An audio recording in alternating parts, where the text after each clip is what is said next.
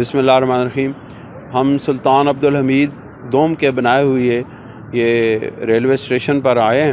یہ ہماری دائیں طرف مسجد عبدالحمید ہے، عبدالحمید دوم کی بنائی ہوئی مسجد ہے۔ یہ بڑی پرانے طرز کی ہے اور اس کی بہت خوبصورتی ہے اس کے اندر، اور ہاتھ کا بنایا ہوا بہت سارا کام اس کے اندر، اور یعنی اس کے اندر ابھی بھی وہ نفاست اور بڑی خوبصورتی موجود ہے۔ اور ہمارے بیک سائڈ پر وہ ریلوے اسٹیشن ہے، وہ تاریخی ریلوے اسٹیشن ہے جو عبدالحمید دوم نے اور عثمانیوں نے بنایا تھا۔ اور یہ لائن جو تھی ریلوے لائن، یہ شام سے مدینہ منورہ تک ٹرین چلا کرتی تھی، اور اس زمانے کے اندر یہاں یہ مدینہ پاک کا ریلوے اسٹیشن تھا۔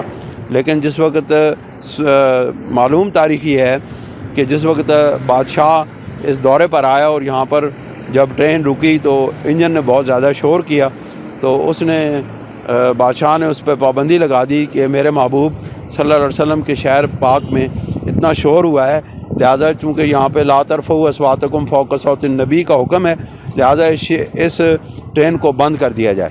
تو اس وقت سے لے کر آج تک یہ جو ہے نا ٹریک یہ بند پڑا ہے، اور اس کے بعد اس کے اوپر کوئی ٹرین وغیرہ نہیں چلی۔ اب حکومت نے یہاں پر ایک میوزیم بنا دیا ہے جہاں پہ تاریخی چیزیں رکھی گئی ہیں، ہسٹوریکل چیزیں ہیں، اور قبل از تاریخ کی بھی چیزیں ہیں، مدینہ منورہ کی تاریخ کے ساتھ مناسبت رکھنے والی چیزیں بھی ہیں، اور دیگر اشیاء بھی اس کے اندر رکھی گئی ہیں۔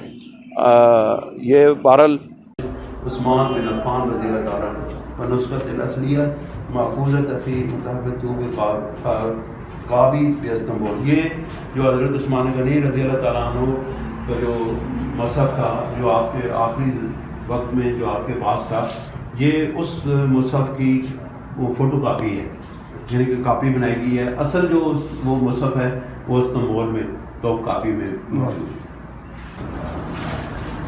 یہ بنو امیہ اور بنو عباس کے دوران کے جنہوں ان کے بنائے ہوئے اس زمانے کے اندر سکے بنائے ہوئے ہیں، یہ وہ چیز ہے۔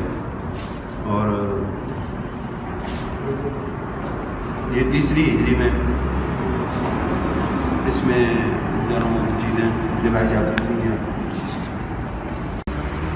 یہ طبی آلات تھے اس زمانے میں، جو طبیب جو ہے نا کانوں کا اور دل کا ناک گلے کا کرتے تھے علاج، وہ ان اوزاروں سے کرتے تھے اس زمانے میں۔ یہ کون سی ہجری ہے؟ تقریباً تیسری ہجری کے زمانے کی، تیسری ہجری کے زمانے کے حالات۔ یہ عثمانی دور کے اندر یہ تلواریں اور ڈھالیں اس زمانے کی عثمانی دور کی تھی۔ سیوف من العصر عثمانی، یہ اس زمانے کی تلواریں اوپر یہ، اور یہ نیچے ڈھالیں ہیں۔ اور یہ جو برتن ہیں یہ ابریق من فترت العثمانی، یہ اس وقت کی وہ جو ہے نا سرائیاں تھیں، یہ والی بھی۔ یہ وہ ڈائری جو ہے وہ اس زمانے کی، جس میں وہ پورے سال کا نقشہ بنا دیے، سال میں کیا ہوا ہے، سال میں کیا ہوا، وہ ساری یہ ڈائری ہے۔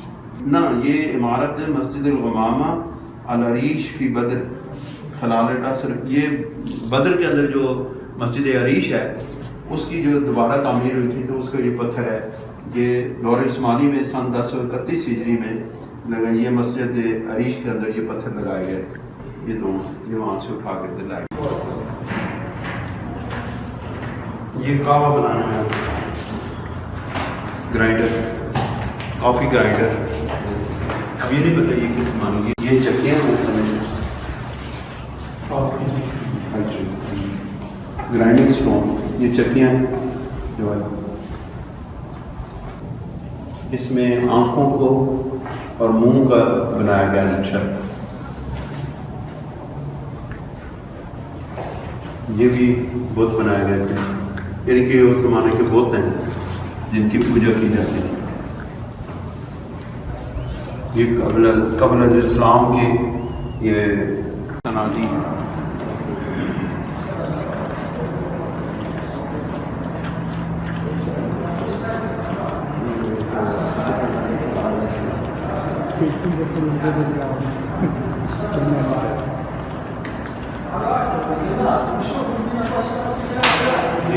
تعمیراتی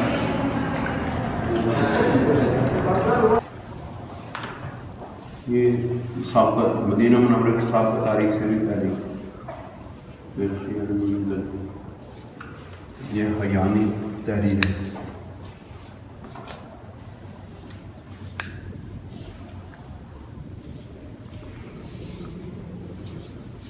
پرانے یہ تاریخ سے قبل کے تحریریں ہیں جی. یہ مستند الجنوبی یہ ساؤتھ مسند جی. یہ بھی بس کچھ چیزیں پرانے زمانے کی تاریخی میں تھیں.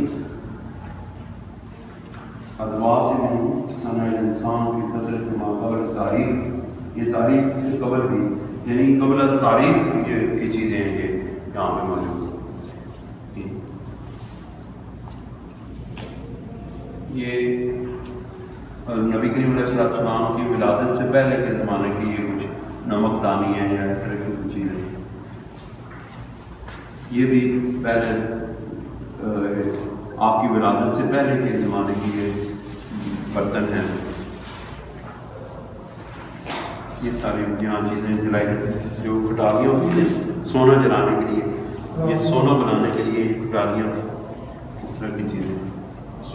آخری جملہ یہ ہے کہ ترکوں کی رسول اللہ صلی اللہ علیہ وسلم کے محبت کے نشانات ابھی بھی مدینہ منورہ کے گرد و نواح میں اور مدینہ منورہ کی مسجد پاک میں موجود ہیں. اگر کوئی دیکھنے والا ہو تو وہ رسول اللہ صلی اللہ علیہ وسلم کے ساتھ ترکوں کی محبت کا ان چیزوں سے اندازہ لگا سکتا ہے کہ انہوں نے سرکار دو عالم صلی اللہ علیہ وسلم کے اس پاک شہر کو مقدس شہر کو خوبصورت بنانے میں اور اس کی تاریخی حیثیت کو برقرار رکھنے میں اور صحابہ کرام رضوان اللہ تعالیٰ علیہ مجمعین کے نشانات برقرار رکھنے میں کیا کیا خدمات سر انجام دی ہیں. یہ رسول اللہ صلی اللہ علیہ وسلم سے محبت کا ایک منہ بولتا ثبوت ہے. اللہ تعالیٰ ہمیں بھی رسول اللہ صلی اللہ علیہ وسلم سے محبت عطا فرمائے.